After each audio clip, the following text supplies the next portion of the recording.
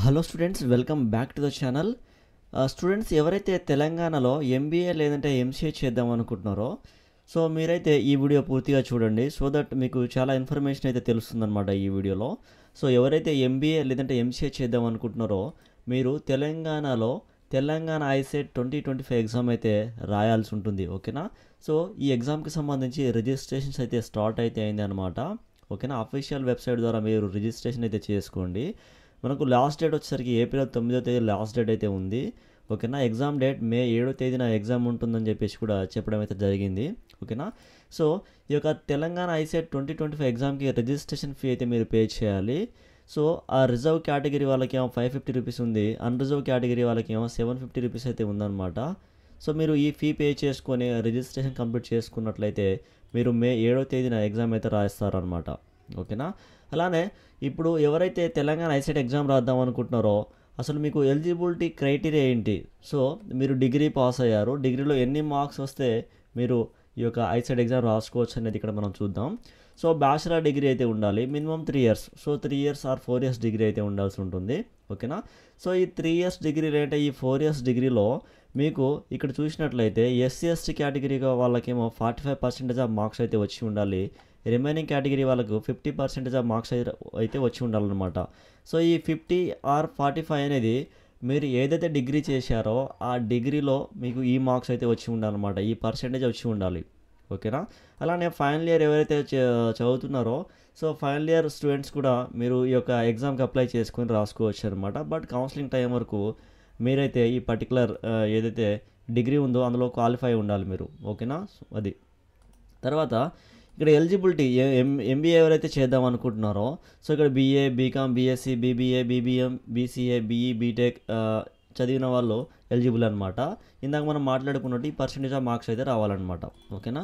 అలానే ఎంసీఏ చేద్దాం అనుకునే వాళ్ళు ఇక్కడ చూస్తే స్టూడెంట్స్ మీరు ఏదైతే ఉందో డిగ్రీ బీసీఏ కావచ్చు, బీఎస్సీ, బీకామ్, బీఏ చేసిన వాళ్ళు ఎంసీఏ చేయవచ్చు. బట్ మీరు ఇంటర్లో కానీ డిగ్రీలో కానీ మ్యాథమెటిక్స్ అనేది మీకు ఒక సబ్జెక్ట్ అయి ఉండాలన్నమాట. డిగ్రీలో కానీ ఓకేనా ఇంటర్లో కానీ మ్యాథమెటిక్స్ అనేది మీకు ఒక సబ్జెక్ట్ అయి ఉన్నట్లయితే మీరు ఎంసీఏ అయితే చేయవచ్చు. ఓకే. సో ఇదేమో ఎంబీఏ వాళ్ళు అయితే అటువంటి రెస్ట్రిక్షన్ అయితే ఏం లేదన్నమాట. సో ఎంసీఏ చేద్దాం అనుకున్నట్లయితే మ్యాథ్స్ అనేది ఒక సబ్జెక్ట్ అయి ఉండాలి మీకు ఇంటర్ లెవెల్లో కానీ డిగ్రీ లెవెల్లో కానీ. ఓకేనా. సో ఇది బేసిక్గా మనకు ఎలిజిబిలిటీ క్రైటీరియా అయితే. ఓకేనా. సో ఎగ్జామ్ ప్యాటర్న్ కూడా మనం చూద్దాం ఇక్కడ. సో ఎగ్జామ్ ప్యాటర్న్ మీరు అబ్జర్వ్ చేస్తే స్టూడెంట్స్ ఏదైతే ఈ తెలంగాణ ఐసెట్ ఎగ్జామ్ ఉందో ఇది కంప్యూటర్ బేస్డ్ టెస్ట్ అనమాట. మనకు టోటల్గా 150 మినిట్స్ అంటే 2 hours 30 minutes ఎగ్జామ్ అయితే జరగబోతుంది. టోటల్ క్వశ్చన్స్ 200 మార్క్స్ 200 క్వశ్చన్స్కి 200 మార్క్స్ అయితే ఉండబోతుంది అనమాట. మొత్తం కూడా ఎంసీక్యూస్ క్వశ్చన్స్ అడుగుతారు, మల్టిపుల్ చాయిస్ క్వశ్చన్స్ అయితే అడుగుతారనమాట. ఓకేనా. సో మార్కింగ్ చూసుకున్నట్లయితే అంటే మనం ఒక కరెక్ట్ చేసినటువంటి ఒక క్వశ్చన్కి మనకు ఒక మార్క్ అయితే ఇవ్వడం జరుగుతుంది. నెగిటివ్ మార్కింగ్ అనేది ఏమి ఉండదు అనమాట. ఓకేనా. సో నెగిటివ్ మార్క్ అయితే ఏమి ఉండదు, మనం ఎన్ని కరెక్ట్ చేస్తామో అన్ని మార్క్స్ అయితే మనకి ఇస్తారు. Okay. So medium of exam చూస్తే ఇంగ్లీష్, తెలుగు అండ్ ఉర్దూలో అయితే ఎగ్జామ్ అయితే ఉండబోతుంది. ఓకేనా. ఎగ్జామ్ టైంలో మనకి ఇక్కడ కనిపిస్తుంది అనమాట ఈ లాంగ్వేజ్ సెలెక్షన్లో. సో ఇది మీకు అర్థమవుతుంది, మీరేం కన్ఫ్యూజ్ కాకండి. సో ఇది బేసిక్గా ఎగ్జామ్ ప్యాటర్న్ అయితే. సో సెక్షన్ వైజ్గా మనం ఇక్కడ సిలబస్ మీరు చూడవచ్చు అనమాట, మార్క్స్ వైజ్గా ఇదంతా కూడా చూడొచ్చు. సో మనకు టోటల్గా 3 సెక్షన్స్ అయితే ఉంటాయన్నమాట. అనలిటికల్ అబిలిటీ, మ్యాథమెటికల్ అబిలిటీ, అలానే కమ్యూనికేషన్ అబిలిటీ అని చెప్పేసి చెప్పొచ్చు మీరు చూడొచ్చు. అలానే దీంట్లో టాపిక్స్ కవర్ కూడా ఇక్కడ మీరైతే అబ్జర్వ్ చేయొచ్చు అనమాట. ఓకేనా. సో సెక్షన్ ఏ 75 మార్క్స్కి 75 క్వశ్చన్స్కి 75 మార్క్స్ అయితే ఉంటుంది. సో సెక్షన్ బిలో 75 క్వశ్చన్స్కి 75 మార్క్స్ అయితే ఉంటుంది. సెక్షన్ సి వచ్చేసరికి మనకు 50 క్వశ్చన్స్కి 50 మార్క్స్ అయితే ఉంటుంది. ఓవరాల్గా 150 క్వశ్చన్స్కి 150 మార్క్స్ అయితే ఉంటుందన్నమాట. ఓకే. సో స్టూడెంట్స్ ఇది ఎంబీఏ లేదంటే ఎంసీఏ చేద్దాం అనుకునే మీకు ఇది ఒక ఐడియా అయితే వస్తుందన్నమాట, వాట్ ఈజ్ వాట్ అనేది. సో ఈ బ్రీఫ్గా ఇదంతా కూడా నేను కొంచెం బ్రీఫ్గా కాదు క్లియర్గానే ఇచ్చాను.